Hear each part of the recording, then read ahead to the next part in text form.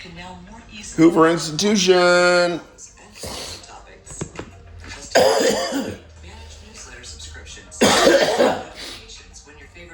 So this one's called The Treason of the Intellectuals with Niall Ferguson on Peter Robinson's show called Uncommon Knowledge. Hoover Institution. Free speech, the rigid imposition of a narrow ideology, and the rise of anti-Semitism. German universities between the wars and American universities today. Historian Neil Ferguson on Uncommon Knowledge now. Neil, huh? I call you Niall. Welcome to Uncommon Knowledge. I'm Peter Robinson. A fellow at the Hoover Institution, Neil Ferguson received his undergraduate and doctoral degrees from Oxford. Before coming here to Stanford, he held posts at Oxford, Cambridge, NYU, Harvard, and the London School of Economics. Professor Ferguson is the author of more than a dozen major works of history, including The Pity of War, The Pity of War, and Kissinger, the Idealist. Kissinger, the Idealist. Projected Do tell. biography of the late Henry Kissinger. Our topic today, the essay Professor Ferguson published just last month, The Treason of the Intellectuals. Neil, welcome. The Free Press. The Treason of the Intellectuals. December 10th, quote, "For nearly 10 years I have marveled at the treason of my fellow intellectuals. Throughout that period, friends have assured me that I was exaggerating. Who could possibly object to more diversity, equality, and inclusion on campus? Such arguments fell apart after October 7th, close quote." Let's take that bit by bit. The treason of your fellow intellectuals. You're, of course, playing on a famous essay by a Frenchman in 1920 something or other, La Trahison des Clercs. That's right. But you use the word treason of your own experience of your fellow academics. What exactly are they betraying? When Bender wrote that book, which is usually translated as Treason of the Intellectuals, Julian Bender. in interwar France, he was talking about what seemed to him a great betrayal of academics and intellectuals by siding with the political right. And so when one uses the phrase today, the initial response is, well, but surely today's academics are on the left. Why would you want to invoke the spirit of Bender and the interwar period?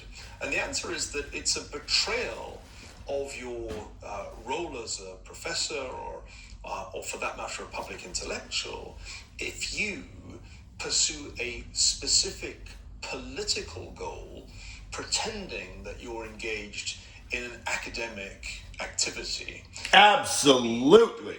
Further back in time.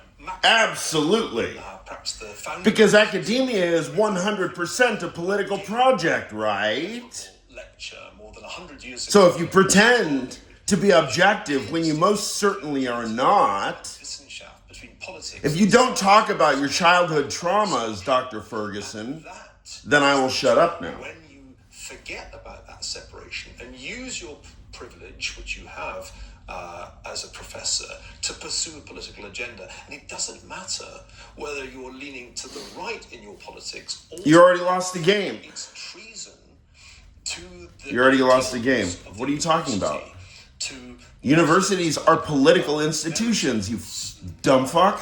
What the fuck are you talking about? You use your position to engage in political activism, and the generation of academics in America today are. And what is your career? Your career is not political activision. Activision. Activision. Did you play Activision when you were a kid? You say this for nearly 10 years. Yeah, so it was a little bit after your time, I guess. You've been an academic. I'm very sorry to say that I actually spent a moment or two counting. An academic? You got your doctorate more than 3 decades ago. He's not an academic. You're not an academic, you fuck. Since the moment that first book... You're a fucking television personality. What are you talking about? Bestseller. That's a while ago. What happened 10 years ago?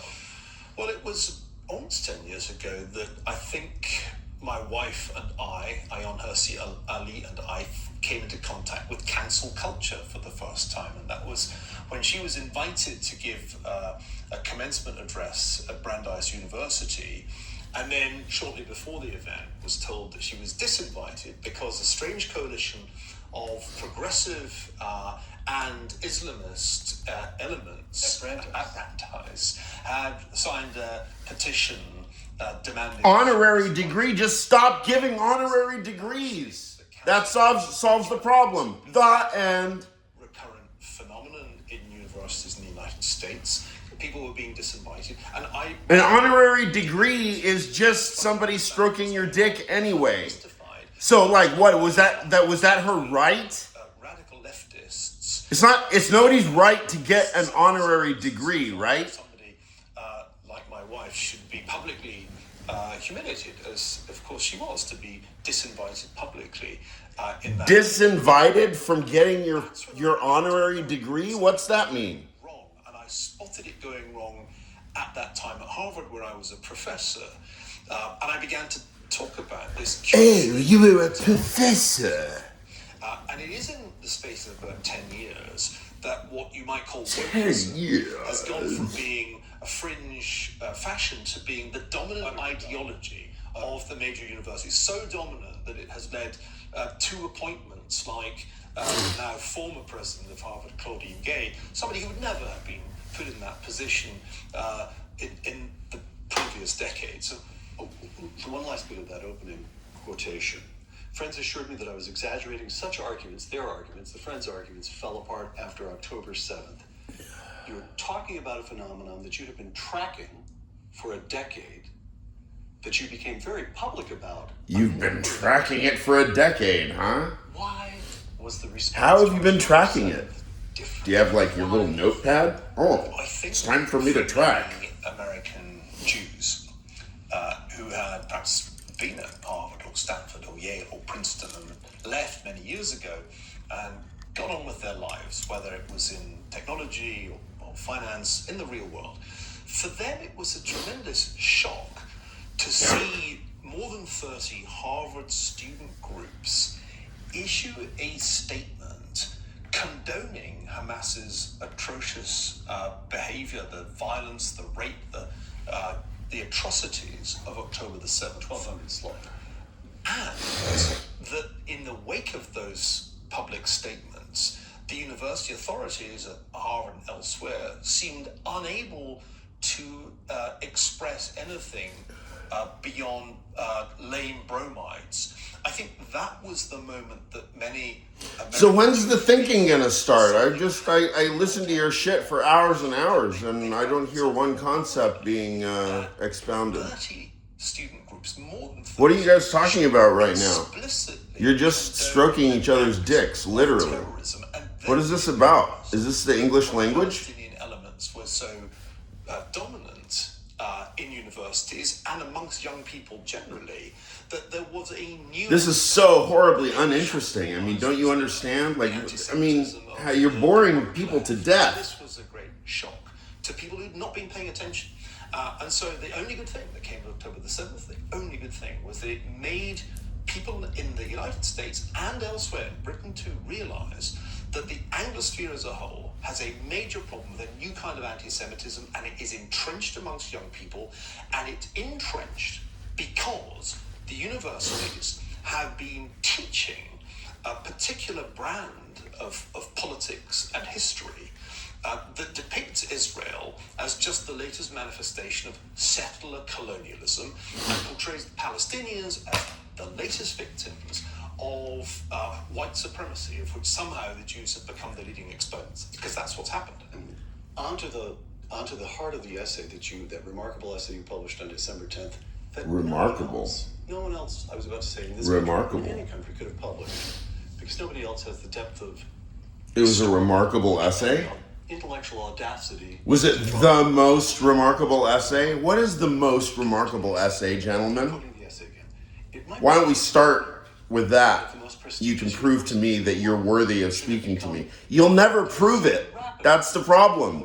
You're sitting here thinking that you're gonna that if you finally respond to me, that I'm gonna be some kind of like want something from you. or like want attention or something. prostrate themselves before I've got literally nothing better to do than sit here and listen to your bullshit and figure out exactly where all the axiomatic holes are. were university students. Literally nothing better to do because that's my job. I'm a philosopher. Characteristics that Do you have 39 years to spend to invest to learn about me? you would have looked at education. Don't ask me how much I've been learning about you, despite the fact that you've been, what did Robinson say? Tracking? You've been tracking something with like your little notepad for 10 years? Ooh, you're really impressive. In the world, Oh, does that mean you're like and Stanford. being mindful or something? The greatest universities are Heidelberg and Marburg, Tübingen, Königsberg, the great German universities. They were really dominant in almost every field 100 years ago. By comparison, the American universities... Tübingen represent! The Nobel Prizes were won by German professors. If you were an ambitious scientist or classicist and you had your first degree from Oxford, Cambridge, you had to get your PhD from Germany if you wanted to be taken seriously. So that's the context. We see that in the movie. And so who has their PhD from Germany? He feels compelled Niall to study up on the Ferguson or Dimitri Fergatis? was really being done. Who knows Germans better, Niall? Of all the great names of physics at that time, the majority, in fact, had Coming after I. a background in German or at least Central European. I'm coming after I, Ja. Now, what is fascinating, if you look at these institutions, You think is you're that German? They were already. You're gonna hear now. What you're gonna hear is what it's like to be German, bitch. It's off the same record.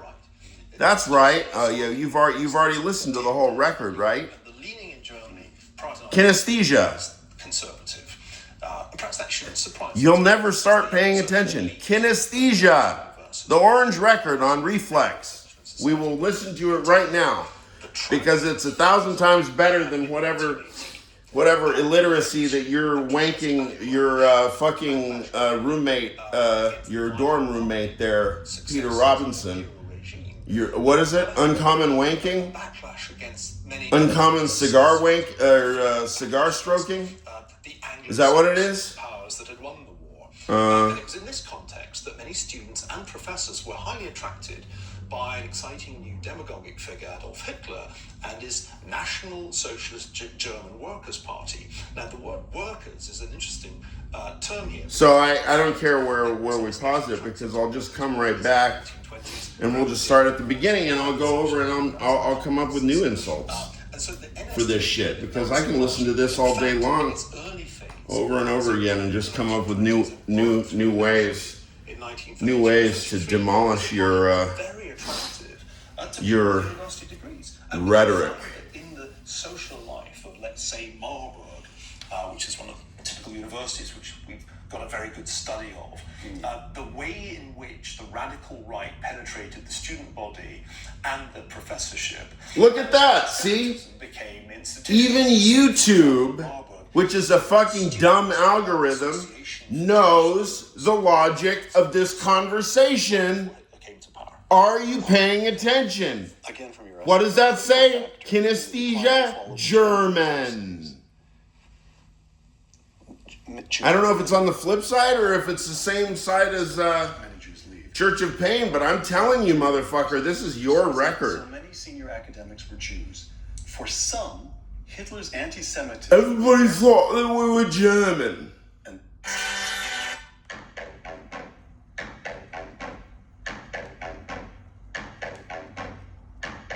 That's your new favorite song, but Kinesthesia, German, okay. Reflex.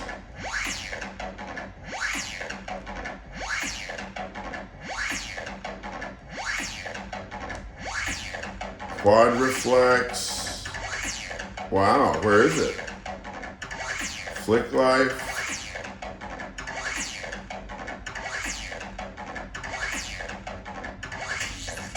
Can you imagine? Where is it? Oh, maybe it is. Yeah, it's further. Yeah.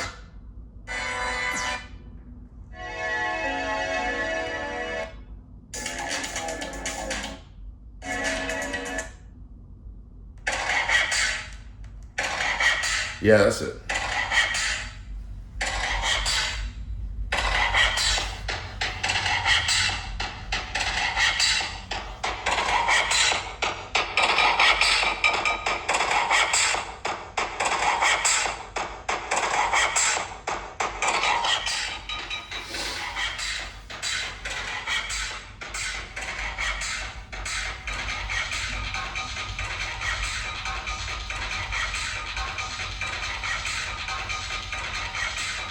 The treason of the intellectuals, huh? Sounds pretty good coming out of your mouth, huh? And you're up there going, Marburg and Tübingen. What do you know about Tübingen? Doctor? No, I'm not going to call you doctor anymore. It has the wrong connotation.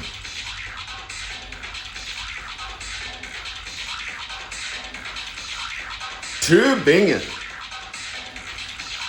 Gottfried Pluquet, motherfucker.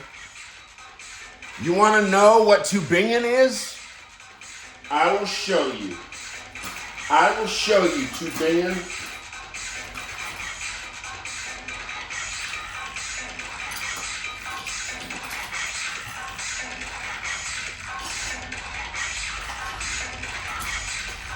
Tübingen. Where is it?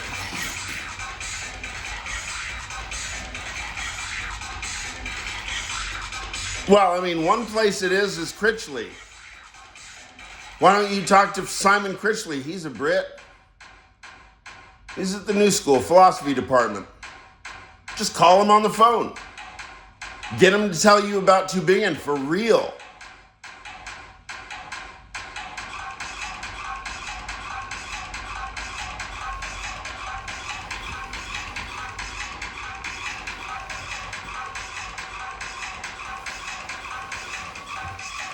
I mean, all the Germans there.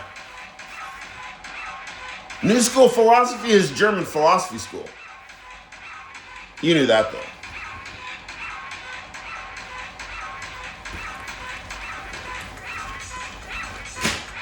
So,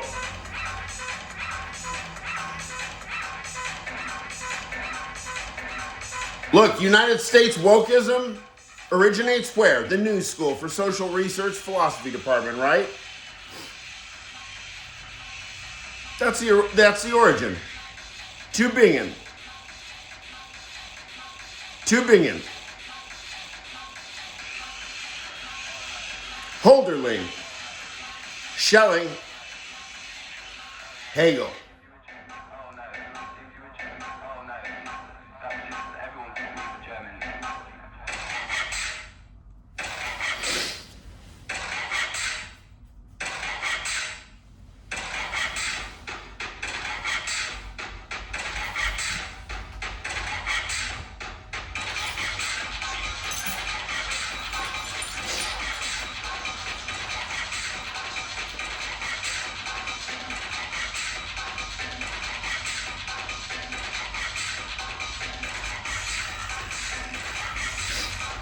What's this say?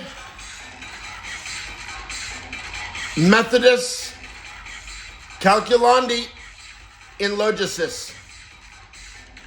That's who? Gottfried Pluquet. That's where? Tübingen. And where?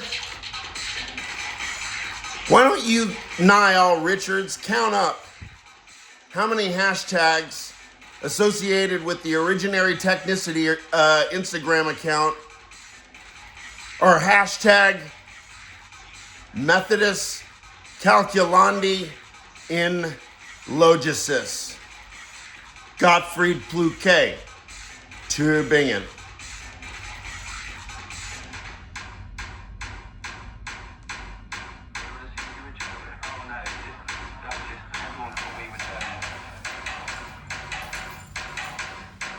So when you see that one, you know what it says on there. There's another one.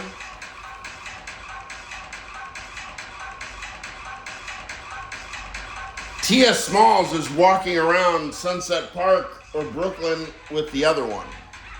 Because Her husband had just been gunned down. Tia Small's husband was,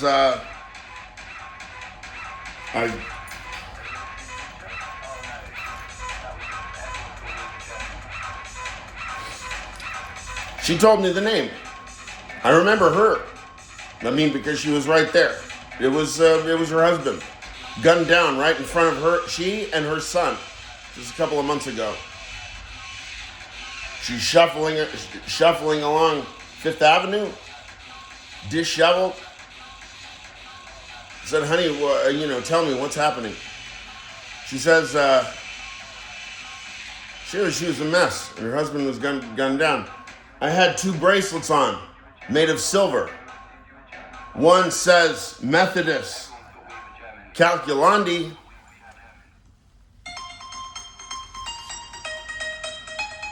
One says Methodist Calculandi, the other one says in Logicis. So I took the one that said Methodist Calculandi off, and I put it in her hand. And I said,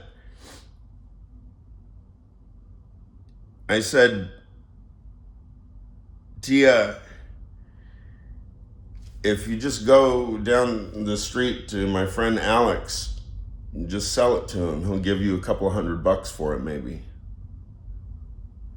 I mean, he knows me. Just tell him, and he'll give you a good price. She's like, no, okay. I said, okay, look. And I gave a little blessing. I said, this is a religious object, okay? I'm a religious man, okay? I said, you keep this with you. Then I explained. I said, this is from Tübingen. It's from Tübingen University. I have the other one right here. It says in Logicis. I will find it right here so we can close the. Here it is. Yeah, this is the counterpart. This is the counterpart bracelet of the one that I gave Tia Smalls. I'm not trying to give myself congratulations here. I'm just trying to give our friend Niall Ferguson a little demonstration of how you annihilate somebody's argument. If you think you can represent Tübingen, I'm gonna check your entire resume into the fucking toilet, and I'm just gonna take Tübingen from you. Why don't you show me your Tübingen bracelets, you fuckwad? Huh? I've got 100 Tübingen bracelets.